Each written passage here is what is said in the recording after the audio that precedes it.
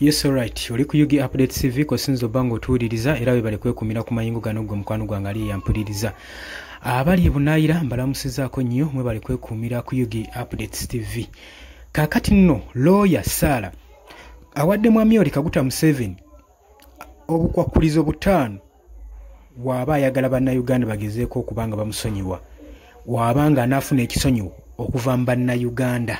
Obukwakulizo buno lawyer Sarah bwamuwadde bwe tutamanyi oba mwami Yoweri Kaguta Museveni anagezaako okubutuukiriza nga bwe tumumanyi amaanyi ameemanyi ebiseera ebisinga baalugera. Kakati lawyer Sarah avudde n'amugaa teweemenya ebyo byonna okola bya bwereere gwe tukolera ebintu bino byokka byokka wammanga ojja kulaba bannayuganda nga bebakwefukamira n'okwefukamira nti gwe abatusonyiwa taata. Oli ku Yugi Update TV kosinze obango tuwuliriza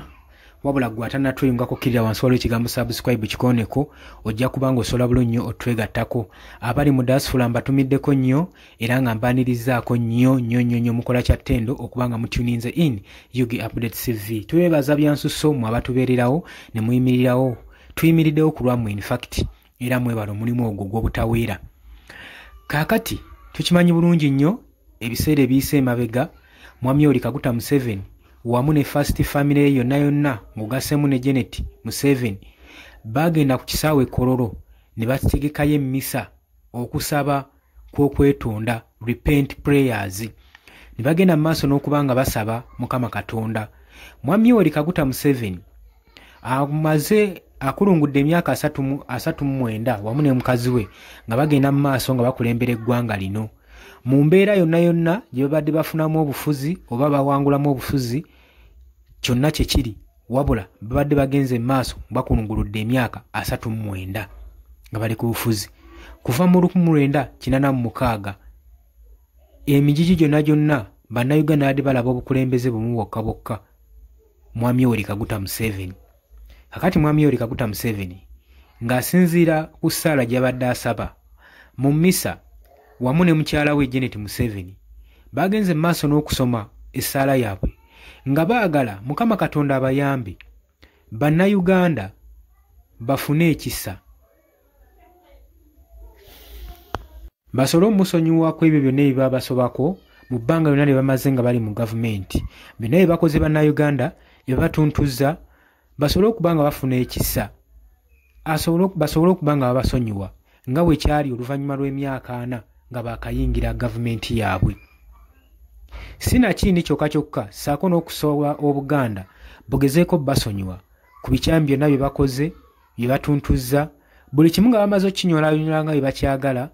bamaze okyeddiza kiri mu mikono mituufu kati basaba basonyiwa so nga n'ebyo bakoze bisobola okuddizibwayo tewali wadde kye baakoze tewali wadde compensation yonna yakoleddwa kulaga kwetonda kwabwe wabula kusigadde kuli mu bigambo Mukama Katonda amusaasire bannayuganda bamusonyiwe. Mwami Yoweri Kaguta Museveni newankubadde agenze mu maaso n'okwetondera bannayuganda abakulembeze naddala ku ludda olw'opposition bagenze mu maaso n'okumwanukula sandigabe bakulembeze wabula bannayuganda bamwanukudde. Tukimanyi bulungi nnyo ku makya Robert Kyagulanyi Ssentamu yamugee mwami Yoweri Kaguta Museveni oba oyagala okusonyiwa kolako ebintu bitono nnyo just lekeraawo okuwamba abaana naddala aba National Unity Platform n'ekirala taba political prisoners bonna boosibye awo tujja kubanga tukusonyiwa awo Uganda ejja kuba ekuwadde ekisonyiwo ofye emirembe nga tokyalina bbanja. Newankubaddeyo byayogeddwa omukulembeze w'eggwanga Yoweri Kaguta Museveni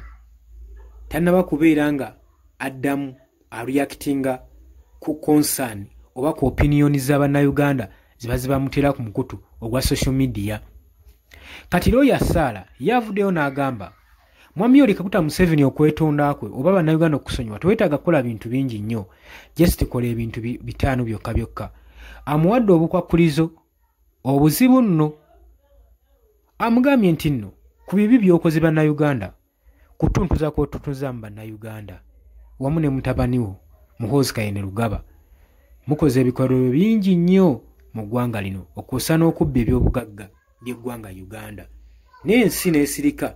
ate mukomye okwo musigadde mubatuntuza mubawamba mubakuba mubasiba ebintu ng'ebyo ne mugezaako n'okubakaluubiriza obulamu omusolo ne gufuuka omusolo enguudo sinkole mu Uganda ku mugaso okubawamba enguzi efuuse enguzi mu ggwanga lyattu Uganda obusosoze bulinga obusosoze bagende newankubadde ebyo babigumidde by'ebintu ebyangu okukola oba oyagala ekisonyu era mugambye mu masekkati g'ebyo binage bye mukoze bannayuganda tugenda kufaayo tukolere ebintu bino wammanga vaayo yatule ogobejje n'Omuhoozi Kainerugaba mu magye goba mutabani wo Muhoozi Kainerugaba Chief of Defence Force mu magye awo Uganda tujja kusonyiwa n'ekirala tawa political prisoners bonna bwakwata n'osiba ekirala bonna b'owambye baliriizinge atolekerawo okuwamba Bannayuganda Lawyer Sarah kuzimu demands zaakoze demands bbiri zibadde enkakali nnyo eri Mwami Yoweri Kaguta Museveni era tetumanyi ng'eki agenda zirowoozaako amugambye akwate ekkubo agobe mutabani we mmagye Muhoozi Kainerugaba ensonga gy'asembyeyo muwa amugambye naye kennyini aritayalinge awummule ebyobufuzi awo bannayuganda bajja kuba tebalinayo nsonga ebakugira ebahindalinga kuwa kisonyiwo Yoweri Kaguta Museveni naye nga tokoze ekyo wammanga bannayuganda banyiivu era mpaawo agenda kukusonyiwa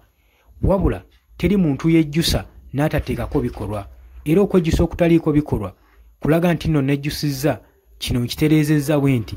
okwo kubeera meaningless kuba tekulina mulamwa kitegeeza oba oli mu kufuulinga Mukama Katonda saako ne bannayuganda era beewuunye essaala eyo ze baasabye nti baamaze gambulago kubanga okukkiriza okutaliiko kikolwa kubeera kufu jjukira ebikolobero bye bakoze wamu ne mutabani we Muhoozi Kainerugaba okwo kussa n'okuwoninga ministries ez'eggwanga Jojuzi yavaayo n'anyomoola ebiragiro bya Mariam Wangadya chairperson wa Uganda Human Rights Commission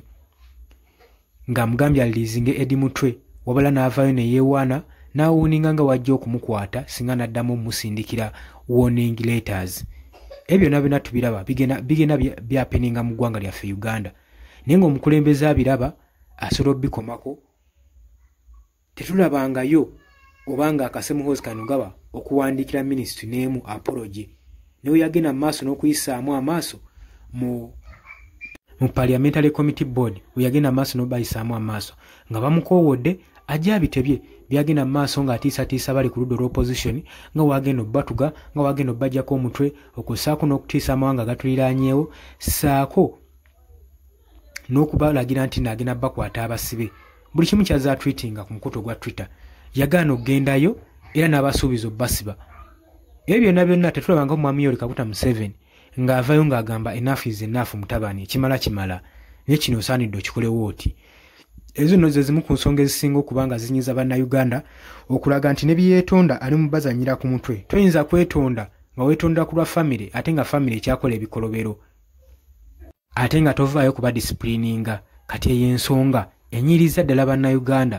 abula tetumanyi oba baneekuba mu kifuba ne basonyiwa Mwami Yoweri Kaguta Museveni nga ye waakisabye gwe mukwano gwange ali eyampuliriza wabula wano kyenva ntwala obuvunaanyizibwa mbuuze gwe ali eyampuliriza golowooza ku nsonga eno wandibadde osonyiwa Mwami Yoweri Kaguta Museveni kyemanyi buli muntu ali eyo ampuliriza olinayo demands olinayo ebyetaago akakwakulizo kuwandiwadde Mwami Yoweri Kaguta Museveni